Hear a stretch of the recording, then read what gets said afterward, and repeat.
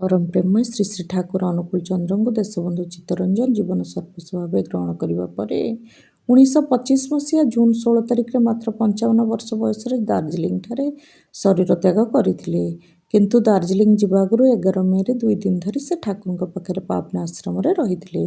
श्री श्री ठाकुर पर कहते दासदा को छाड़देवा मोर मोटे ही इच्छा नाला। से जितेबाला गाड़ी में उठिले मन होता हाथ धरी टाणी आने एमती सिनसीयरिटी और सत्य प्रति टाण केउठी भी देखनी। मोर सब कथा समस्ते बुझीपारती।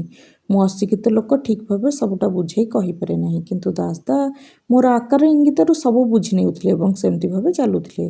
कहबाकू गले दासदा किछि दिन मध्य मो भाषार एबीसीडी जेमती मुखस्थ कर देइथिले। मु जहा कुए अल्प दिन भितर आयत्त करि नियंती। शिशु भଳି मोर सब कथा गुड़िक मानुथिले।